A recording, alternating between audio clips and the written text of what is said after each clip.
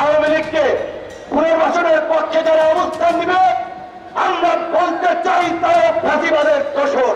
ছাত্র জনতার তাজা রক্তের বিনিময়ে পতন হওয়া আওয়ামী লীগকে যারা পুনর্বাসনের চেষ্টা করবে তাদের কাউকে ছাড় দেওয়া হবে না। ফ্যাসিবাদ আওয়ামী লীগকে নিষিদ্ধের দাবিতে দরকার হলে ঢাকায় মহাসমাবেশ করবে গণ অধিকার পরিষদ। দেশের দু একটি রাজনৈতিক দল চায় আওয়ামী লীগ নির্বাচনে অংশগ্রহণ করুক। ছাত্র জনতার রক্তের উপর পাড়ি দিয়ে আওয়ামী লীগ নির্বাচনে আসবে, গণ অধিকার পরিষদ সেটা কঠোরভাবে প্রতিহত করবে।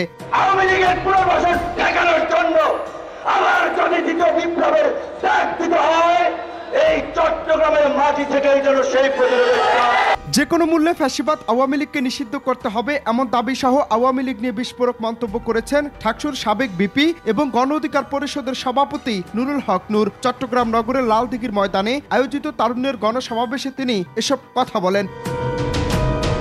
এ সময় গণ অধিকার পরিষদের কেন্দ্রীয় সভাপতি নুরুল হক নূর আরো বলেছেন, রাজনৈতিক দলের নেতাদের আমরা 53 বছর দেখেছি, কাজেই আর 2-1 বছর প্রফেসর মোহাম্মদ ইউনূসের নেতৃত্বাধীন অন্তর্বর্তী সরকারকে দেখতে চাই। আমাদের বিশ্বাস ডক্টর ইউনূস যে পরিমাণ আন্তর্জাতিক লেভেলে পরিচিত, দেশের ভঙ্গুর অর্থনীতিকে দ্রুত সময়ের মধ্যে টেনে তুলতে পারবেন। তিনি ইতিমধ্যে 6টি কমিশন করে দিয়েছেন। যে সংস্কার ছিল এ গণ আন্দোলনের গণ আকাঙ্ক্ষা, এ সংস্কার ব্যতীত কোনো নির্বাচন দেয়া হবে না বলেও জানান তিনি।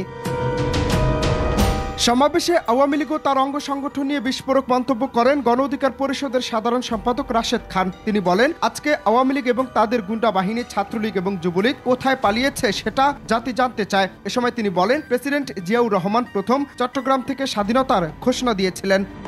অনন্ত হাসান মাসুদ, বাংলা টিভি।